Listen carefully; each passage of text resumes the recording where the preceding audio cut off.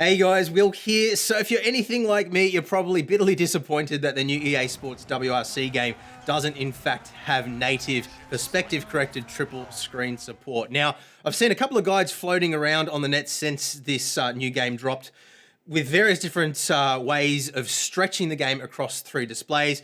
You can use NVIDIA Surround, of course. You can use Eyefinity if you're on a AMD graphics card. I've also seen some guides using third-party software packages like Simple Runtime WindowsNoEditor, for example.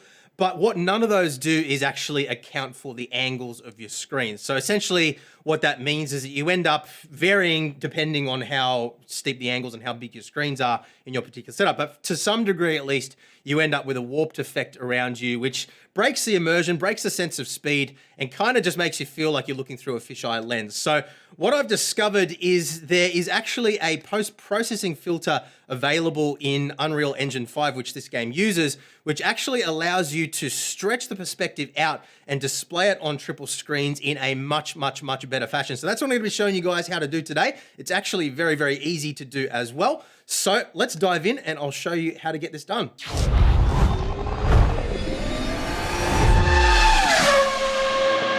Okay, so the first thing I want to make abundantly clear here is that this isn't a solution that I've come up with myself. This is something that I found in the Steam community forums online. So I'll drop a link down in the description below to the thread by a very intelligent person by the name of Boha, I think you pronounce it, B-O-H-O-A. But either way, he's done a really good job here of breaking this down with various different parameters. The parameters that you're going to use for this mod are going to vary depending on your setup, how far you're sitting away from the screens, the angles of your screens, and of course, the size of your screens as well. So what I would recommend, visit the link down in the description below, have a read through this. He is also updating this guide with new variables, new parameters as he discovers them as well. So hopefully the experience using this will improve over time as well. Now, I also want to make it clear that this isn't a replacement directly for proper perspective corrected triple displays. So I'm still hoping that EA Sports do in fact integrate this properly. But as I said, this is something that does definitely improve the experience overall and something that I definitely think is worthwhile trying because it has been a game-changing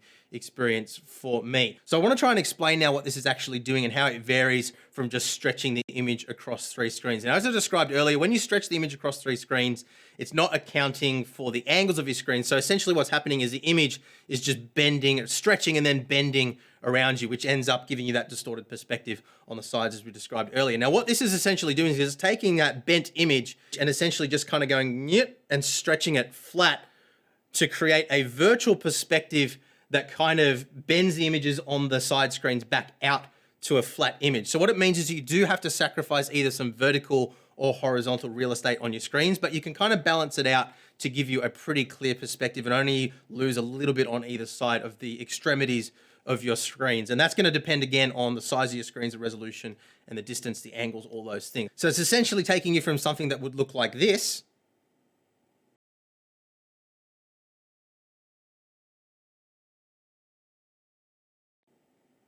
to something that looks more like this.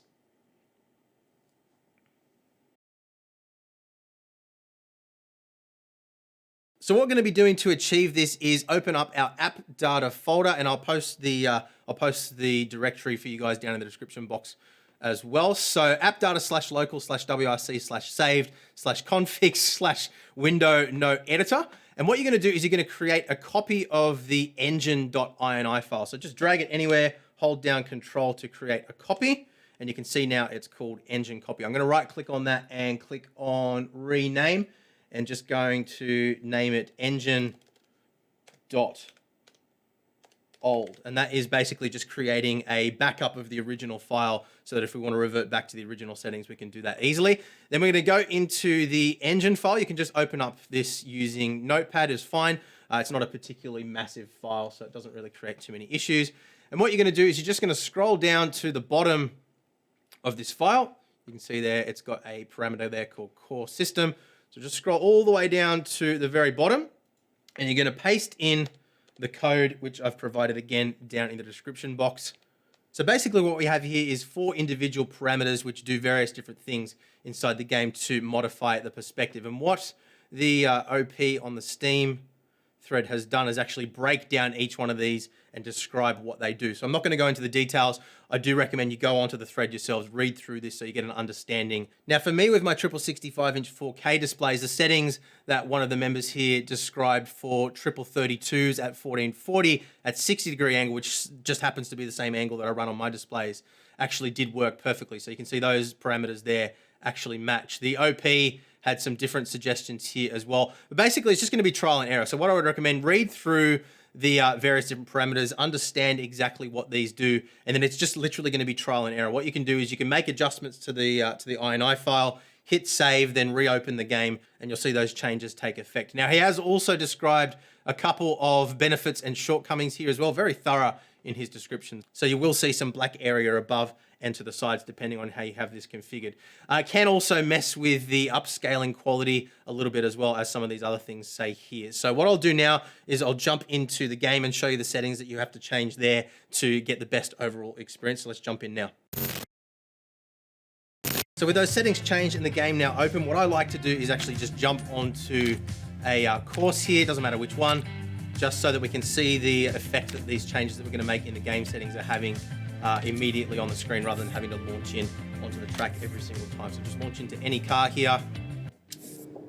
And then once we're out on track, we're going to hit escape to pause. We're going to hit F1 to enter the menu. We're going to go into our basic graphics configuration here. We're going to make sure that we're in either full screen or full screen borderless mode. Both should work here. And what I would recommend here is if you're running Fidelity FX or DLSS, set this to quality and don't go any lower than about 80 if you can get away with it. What's happening here is one of those parameters is stretching the screens as we described earlier, and another one of them is actually kind of zooming into the perspective so that it's not stretching it and pushing it further away from you. So you can imagine it's kind of stretching the screens out and then moving them further towards you. What that means is that you are kind of zooming in to the native resolution, at least as far as I understand it. So what you may notice is if you're running quite a lot of DLSS, the image can look a little bit downscaled. So you want to kind of balance that out with your DLSS adjustment here. Now, because of the way it's rejigging the image, you're also going to have to make some adjustments to your field of view as well. So in my case, I actually just had to zoom it all the way out to 100%. Otherwise, it was just too far zoomed in because of the way these other parameters work. But it will again depend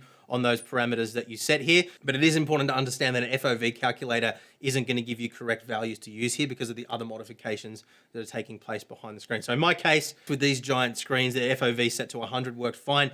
If you have smaller screens than I do, you may find that somewhere a little bit lower is going to be best. The best way to do this, I found, is to basically just have the wheel visible in the game and then just adjust things so that the virtual wheel in the game matches up with your physical wheel in your sim rig. That's a pretty good way of roughly getting things one-to-one inside the sim. And it's as simple as that, guys. If you've done everything correctly, you should hopefully have an experience that looks a lot more like this. So really hope that today's video has helped you out. Please do leave a thumbs up if it has. Drop a comment down below. Let us know what settings you ended up using for your particular screen size and resolution. Let us know all the details down below so we can build a bit of a library. And definitely jump in on that Steam thread as well. Say thank you to the OP of that thread. Let them know that you heard about it through this video as well, and drop a comment there as well with your settings just to help the community out. The more information we can get from people with various different setups, the more beneficial and the more easy it's going to be for people to just jump in, find the right settings that are going to be pretty close to what they need and get up and running as quickly as possible. So if the video has helped you out, please do leave a thumbs up. Make sure you subscribe to the channel as well so you don't miss out on future quick guides like this one. And if you do come across any obscure fixes like this online for your favorite games, let me know about them in the comments down below